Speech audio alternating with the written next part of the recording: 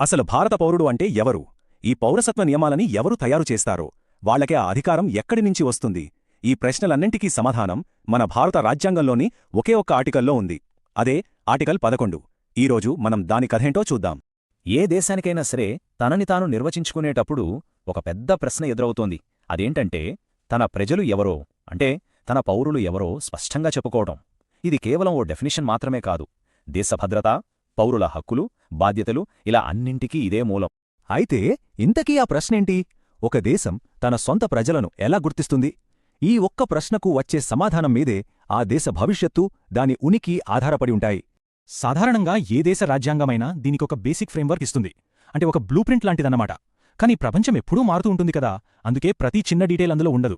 రాజ్యాంగం వదిలిపెట్టిన ఈ గ్యాప్ని ఫిల్ చేయడానికే మన భారత రాజ్యాంగంలోని ఆర్టికల్ 11 దెవరిలోకి వస్తుంది. పౌరసత్వం మీద పూర్తిస్థాయి చట్టాలు చేసే కంప్లీట్ పవర్ని భారత పార్లమెంటుకిచ్చేదే ఈ ఆర్టికలే. ఆర్టికల్ 11లో ఉన్న భాష చాలా క్లియర్ అండ్ సింపుల్. సిటిజన్షిప్ ఎలా ఇవ్వాలి, ఎలా తీసేయాలి, అంతేకాదు దానికి సంబంధించిన ఏ చిన్న విషయంలో అయినా సరే చట్టాలు చేసే పూర్తి అధికారం పార్లమెంటుకే ఉంటుంది అని ఇది ఖరాఖండిగా చెప్పేస్తుంది. అంటే దీని స్కోప్ చాలా పెద్దదన్నమాట. రాజ్యాంగానికి పార్లమెంటుకి మధ్య ఉన్న ఈ సంబంధాన్ని సింపుల్గా అర్థం చేసుకోవాలంటే ఓ మంచి పోలిక ఉంది. రాజ్యాంగం అనేది ఒక అస్థిపంజరం లాంటిదైతే దానికి మాంసం, రక్తమిచ్చి ఒక పూర్తి రూపాన్నిచ్చేది పార్లమెంట్. ఈ యొక్క ఎగ్జాంపుల్తో వాటి రోల్స్ ఏంటో చాలా ఈజీగా అర్థమైపోతుంది కదా. ఇక్కడ మనం ఓ ముఖ్యమైన విషయం గుర్తుపెట్టుకోవాలి. ఆర్టికల్ 11 అనేది అదే ఒక రూల్ కాదు. అది రూల్స్ చేయడానికిచ్చిన ఒక పవర్. ఫ్యూచర్లో అవసరాన్ని బట్టి చట్టాలు చేసుకోండి అని పార్లమెంటుకిచ్చిన ఒక పర్మనెంట్ పవర్ ఇది. అందుకే దీన్ని ఎనేబ్లింగ్ ప్రొవిజన్ అంటారు. సరే, ఇంతకీ మన రాజ్యాంగ నిర్మాతలు సిటిజన్షిప్ మీద కఠినమైన, మార్చలేని రూల్స్ ఎందుకు పెట్టలేదు? పార్లమెంటుకి ఇంత ఫ్లెక్సిబిలిటీ ఇవ్వడం వెనుక కారణమేంటి? దాని వెనుక ఉన్న కారణాలేంటో ఇప్పుడు చూద్దాం. ఎందుకంటే ప్రపంచం ఎప్పుడూ ఒకేలా ఉండదు కదా.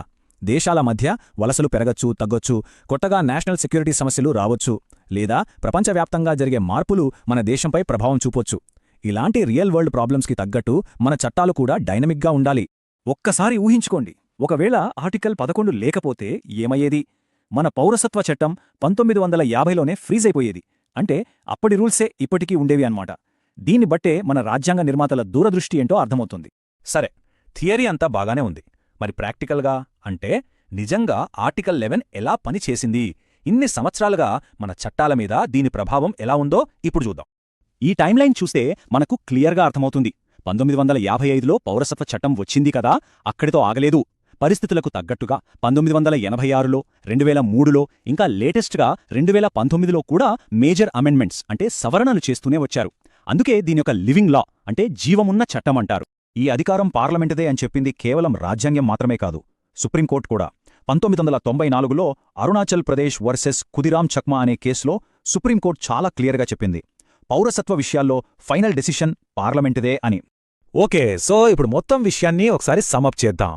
అలాగే చాలామంది కన్ఫ్యూజ్ అయ్యే ఆర్టికల్ 10, ఆర్టికల్ 11 మధ్య తేడా ఏంటో కూడా క్లియర్గా చూసేద్దాం. ఈ రెండింటి మధ్య తేడా చాలా సింపుల్. ఆర్టికల్ 10 ఏం చెప్తుందంటే అప్పటికే సిటిజన్గా ఉన్నవాళ్ల సిటిజన్షిప్ కంటిన్యూ అవుతుంది అని గ్యారంటీ ఇస్తుంది.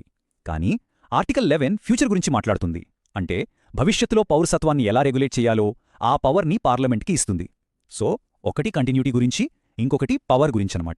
సో ఓవరాల్గా చూస్తే ఆర్టికల్ 11 చేసే మేజర్ పనులు 3. 1. దేశం మొత్తం ఒకే సిటిజన్షిప్ ఉండటానికి ఇది హెల్ప్ చేస్తుంది. 2. పౌరసత్వం విషయంలో పార్లమెంటే సుప్రీం అని కన్ఫర్మ్ చేస్తుంది. ఇక 3. మన రాజ్యాంగం అనేది కాలంతో పాటు మారే ఒక లివింగ్ డాక్యుమెంట్గా ఉండేలా చూస్తుంది. సింపుల్గా ఒక్క మాటలో చెప్పాలంటే ఆర్టికల్ 11 పార్లమెంట్కి పవర్ ఇవ్వడం ద్వారా 2 పనులు చేస్తుంది.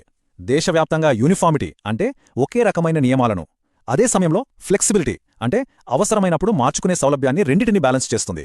ఫైనల్గా ఒక ఆలోచింపజేసే ప్రశ్నతో ముగిద్దాం. పౌరసత్వం లాంటి ఒక లివింగ్ లా విషయంలో మార్పుకు, స్థిరత్వానికి అంటే చేంజ్కి, స్టెబిలిటీకి మధ్య సరైన బ్యాలెన్స్ ఎక్కడ దొరుకుతుంది? ఏది కరెక్ట్ బ్యాలెన్స్? దీని గురించి ఆలోచించండి.